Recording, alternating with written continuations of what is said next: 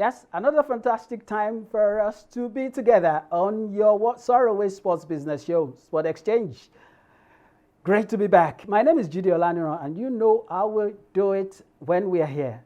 We talk sports business, strictly sports business. And our business today will be taking us to tertiary institutions. And we'll be looking at some of the things that are happening there, shaping how sport is done and taking tertiary institution sports to the next level. That is our business on this show, on this segment, and on this edition of the show. Okay, we're going to break. When we come back, something novel happened in MAKOKO, Lagos, Nigeria. It's a popular settlement, and ESPN did something wonderful that we should give kudos to them for. You will get to know about that after this break.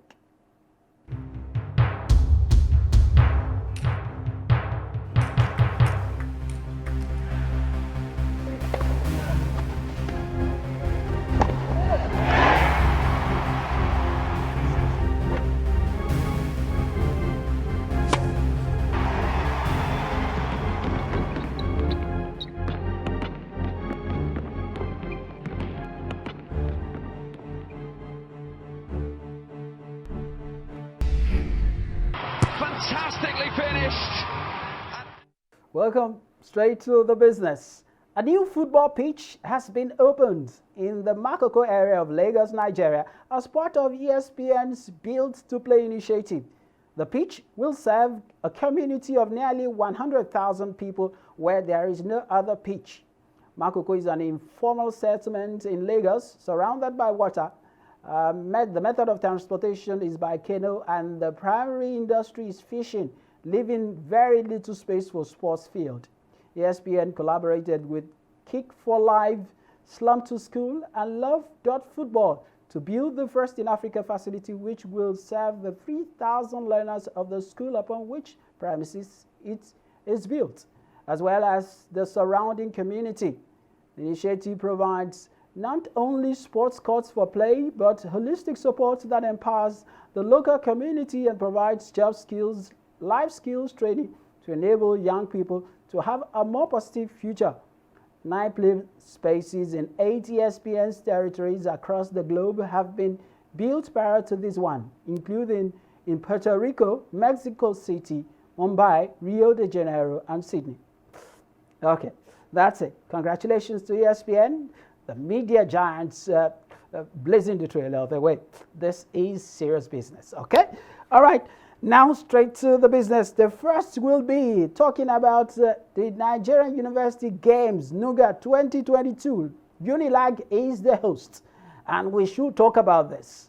Let's see how prepared the University of Lagos is as far as the games are concerned. So let me talk to the head of media strategy, digital local organizing committee, NUGA 2022. Adebayo Salau joins me now. Adebayo, by the way, is a fantastic guy and a colleague too, who is joining me from Unilag. I want to believe Bayo is in Unilag, right? Bayo, are you in Unilag now? One of the offices that I just got myself strapped in, so I can say I'm in Unilag. Yeah, just within the confines. Trust me. Thank you very much, Bayo, for joining us. It's quite an honor to have you. I know you've been busy. I've been seeing. It's no surprise that you are the head of media and strategy digital. I've been seeing some of your works as far as the NUGA Games is concerned, and I must say that this looks different from what we are used to in the past. And let's talk about what the experience has been for you guys in Unilag, trying to host these. I know it's NUGA has been, it's been in the doldrum for some time, and this is one game that a lot of people seem to be looking forward to. I don't know why we are looking forward to it. What is that thing that you guys have done? Okay, now let me first say good afternoon to the viewers out there. One of the first thing that the University of Lagos has actually done in ensuring that people are really looking forward to these NUGA Games has been to take through the route of, building on past experiences. Don't forget that the University of Lagos, it's not the first time it will be hosting the Nogo Games. As far back as of 24 years ago, in 1998 was when last the University of Lagos hosted. So this time around is an opportunity for the University of Lagos to once again tell the whole world what we can actually do better in the area of talent discovery. Do not forget also that NUGA, as it were, was actually instituted as a way of trying to see how we could improve sporting facilities across the length and breadth of the country. Started off with 5 institutions in the early 60s or mid 60s, by the way. And since then, it's been some level of growth and increment in what we've been able to achieve. But basically, one other thing that everybody looks forward to is the fact that it's a springboard for talent discovery. And the University of Lagos, over time, have been a part and parcel of that process. The last time, like I said earlier, was in 1998. If you look at the time from when last it hosted to now, it's about 24 years. And the University of Lagos is saying that between that time, there's been a whole lot in terms of that. Talent discovery has not been what it used to be. And then we can begin to refer back to the many talents that seem to have passed through this medium. The likes of Henry Wosu, the likes of Adoke Amesi Amaka, Gloria Obajimi, and Olumide Oyedeji, Sheyi Olonfinjano, Vincent Eyama. These were guys who at one point or another served the nation as global ambassadors with their respective participation in sports. But of course, majorly, they actually went through the process of school sports. And that is why we are saying that for us to really churn out and still maintain that toga of being that springboard for talent discovery, we must do something right. So what we have done at the University of Lagos this time around is to go through the route of meeting with our stakeholders, respective stakeholders. University of Lagos, for what it is, and the fact that it's been able to build its name, on the account of having a very strong, academic, history, and of course our alumni as well too. We have tried to engage our alumni, those in the corporate body, corporate franchises, those in government, those in the entertainment industry. We bring all of these people, to bear, and of course created a rallying point for all of them. That this is what we want to achieve, because beyond just discovering talent, we want to take it beyond that. We want people to, of course, see the beauty around the University of Lagos, the beauty in Lagos, and of course in its entirety. And that's why we have been able to go through all the routes. Much of the things we've seen on social media has been to amplify, our popularity, in this regard. Meeting with our people in government, talking about alumnus, the whole idea is to actually have them close to our chest, to understanding pretty much what NUGA is all about, and they are ready. They've shown interest that they're going to support the likes of Governor Jide Sanwo-Olu, the likes of the Governor of Ibadan as well too, and host of other dignitaries in government. Of course, that includes also the Vice President of the Federation, Professor Yemi Osinbajo. These are the many people we've actually taken our touch of unity to ensure that at least the right persons are met, and those also in the corporate world as well have been met, and they have of course given assurances that we're going to host a very good NUGA. Let me also say this, Jide, that the project lead of this event is one man who's actually held his own when it comes to government, or governance now that is, and is also a very strong entertainer.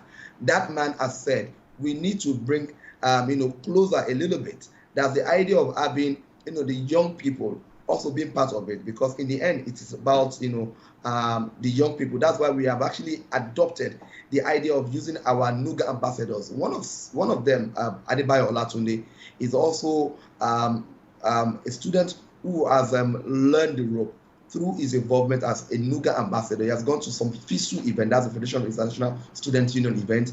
He has actually represented well, and all of these guys, we've brought them closer to say it's about you people, it's youth-centric. And that's why we created that ambassador role for him, just like it's been actually put out by NUGA. And we have, on our own, taken him and some other students, like you're seeing on the screen, around to meet these our dignitaries and present to them the touch of unity, so that they will know that we are here and it's all about the students. Like I was saying, the project lead, Idris Olawunibe, has actually ensured that we create a buzz around this one. That's why we said it's not just another sporting event. It's not like the regular sporting event you see. This is more like a fiesta for all of us. So we are bringing to bear celebrity artists. We are bringing to bear history, theater performances on stage, so that they can tell the history of Lagos the best possible way we can do that. And we have the support of those who should have the support. And that's why I said it's not just any other event. It's a world-class event that we're looking forward to. At the time, the glitterati descends on Saturday. I think that the buyer, you've been able to summarize what people should expect. But let's talk, because this program is about the business of sport also. Let's talk about what, of course, you've been around. What's the reaction of the corporate world? Because this can't be done by maybe the school alone. I know that the sport is about sponsorship from the corporate world, as well as of the goodwill you can get. How is it coming up in terms of sponsorship and the rest in terms of? Well, let me quickly say that sponsorship has been quite fair. Don't forget that the university, like I said, is building on very strong tripods. First is the alumni relations we have, and we need to use that to our best of our ability, and that's as evidence in many of our fundraising tours that I said we did in ensuring that people are actually in tune and they understand it well. We've also taken another route, student engagement, and of course through the media. We have at one point in time gotten involved with the media so that they can be aware during the launching of the mascot. Late last year, we got the media involved so that they can come. And interestingly, we have been able, to set up committees, working committees now internally to ensuring that we actually met with in terms of our demands and our expectations. Say, for instance, the likes of Larry Izamoje of Brilla FM is an alumnus of this great institution. He is also one of the major stakeholders when it comes to the media. And of course, John Momo.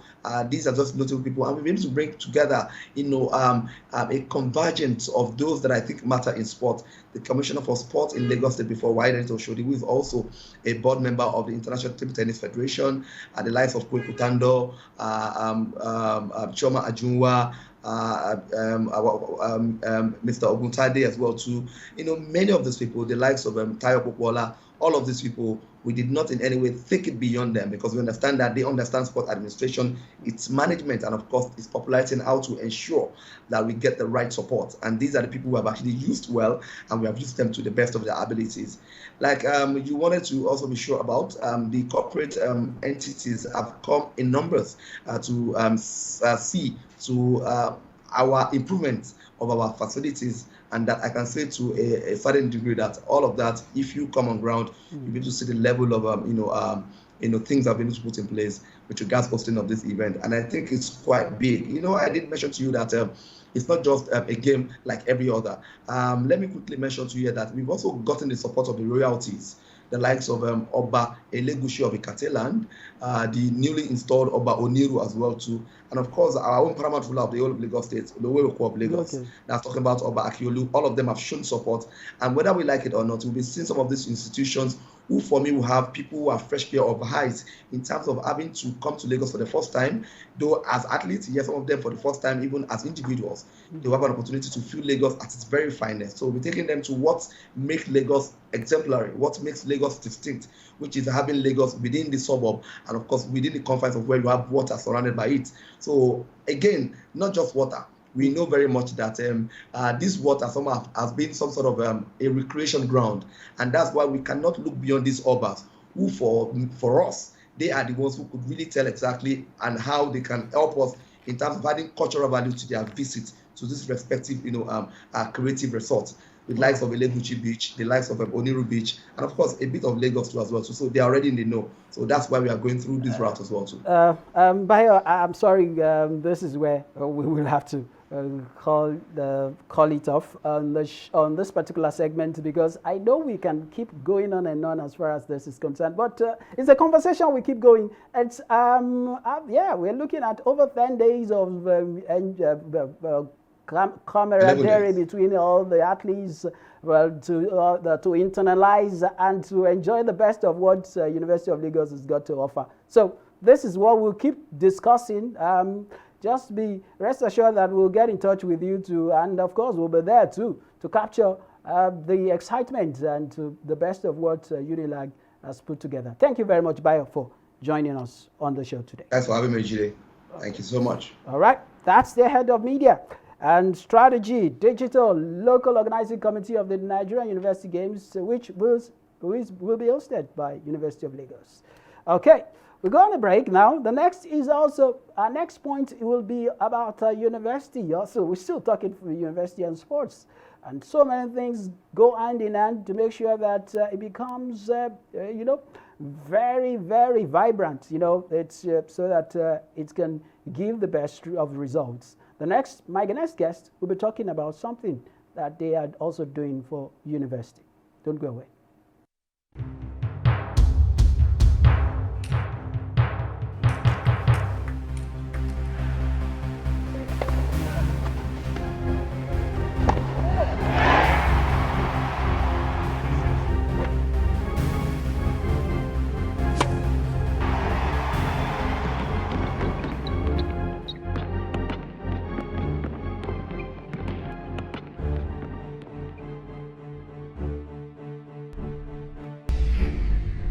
Fantastically finished. Yes, welcome back. Straight to another one. This one is about the African Students Football Union. And they are, putting together the maiden edition of African Tertiary Institution Football Coaches Colloquium. That is the first one. Yeah. So great to have the Executive Secretary join us on the show today. Femi Abiyoye is the Executive Secretary, African Students Football Union, and he joins me all the way from in Ghana. Yeah, I know he's a Nigerian who just had to quickly dash down to Ghana, but we need to talk about this. Femi, the first colloquium, the maiden edition, football coaches. What is the idea behind this, if I may ask you, Femi? All right, thank you, Jide. It's always nice to join you on your very educative program. Essentially, you can remember 3 years ago, we started this journey of Africa Student Football Union, which was to help bring to a professional level students who play the game of football on the continent. You understand? And after our first inaugural event, which LASU won, we look at the technical report and we discovered that a lot of the schools, particularly the tertiary institutions that participated, have very low technical depth. And if we are trying to bring a lot of our footballers, who we know a lot of them are out of school, back into the school environment, we needed to give the people who will teach them or who will manage them the right information. So the executive board of the union met, and we decided that it is high time that we bring the right information. Particularly, we also noticed that a lot of them do not have any certification. And if you remember what's going on the continent, CAF has just started the certification process. And so we felt that it would be very important to not only school them in the latest information as regards managing young players, but it will also help them to be certified so that we can have them learn the basic skill, do the certification process, and acquire the latest certification for their level. That's essentially what we're trying to achieve, and that in time to come, you can only participate in our competition if the coach of your institution is certified, because that way we are sure that you are being taught or is passing the right information to the students. Fantastic, Femi, fantastic. I think gradually, I just wish the first edition will attract the so much that you guys are expecting, because I feel this is where to go now. And where are you looking at for the venue? Lagos, Accra, or where are you taking it to? And what are the kind of people that will be taking the coaches through some of this in this colloquium? Those will be involved. Okay, so we are very grateful to the management of Lagos State University, Ojo.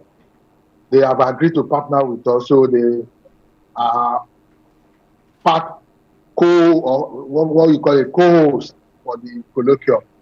So the colloquium will be happening inside the Lagos State University, Makonjo Auditorium, from the 24th, which is the arrival, all throughout the week to Friday. And we have quite a bit of experience football coaching educator, particularly in the mode of Chief Festus Onigbide leading the pack. We have also talking with the Confederation of African Football, who we are sure will be sending the development programming officer to come and teach and explain the pathway to CAF licensing and certification to participants. We're also hoping that we will be espousing the different football coaching philosophies of Europe, of the Americas, and of UK. So we're talking to people from La Liga, who we are expecting will send us a couple of representatives. We have Dr. Craig Mahori coming in from UK, and we're also privileged to be having a coach from a developmental coach from Bandresa FC. Bandresa FC, you will recall, is one of the fastest growing football clubs in Nigeria, having one of the biggest followers from their digital print. And quite a number of other things. We have all our ambassadors who are prepared for this. We have Prince Peter Rufai, the Domayana, who will be taking people in the act of safekeeping. We have another doctor of football coaching in our ambassador, who used to be at Cheriolo Fujano, and one host of other eminently qualified educators who will be unveiling very soon after we have passed through their endorsement. Femi, thank you. In the spirit of the season, we just celebrated the International Women's Day just a few days ago, and while we're trying to break the bias, I hope the women coaches too, because I know that one of the things ASFU will be also doing is also putting together women football, also doing some other things for the women football. I hope they are also open. Some of the women coaches will also be part of this. Well, I have one of our very qualified director, which is Messiah, and we also have recently appointed a women football technical developer. She is based in Zimbabwe, and I'm sure before we announce the full faculty, we will have confirmed other people. For us at ASFU, we are very inclusive, gender sensitive.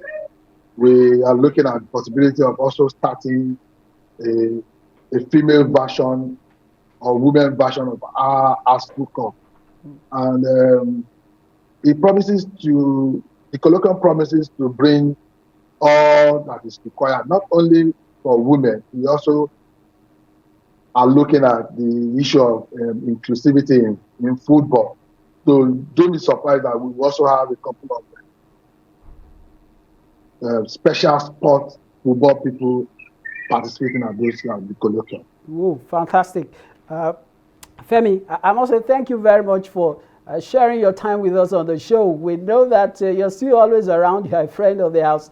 Anytime we call you, you are always around for us. Thank you very much. And we will, of course, we hope that you keep us posted, because we want to be there to be part of what you guys are doing too. Of which time, when we've gotten all the acceptance, we sure will have a big media event where we will unveil all these participants and sponsors All right.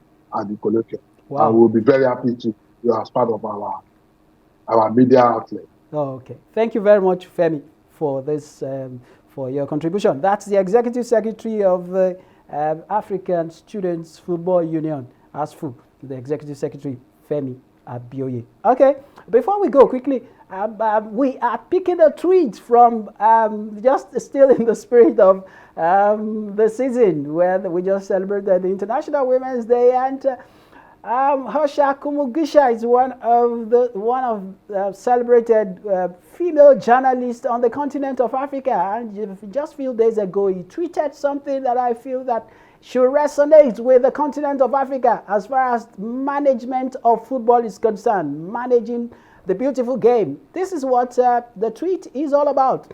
And she tweeted, "A country that is not investing in football infrastructure, among other things, has no business representing Africa at the World Cup. None." With an exclamation. None should be there. That is our side today. Thank you very much to our friend Asha, who has been on the show.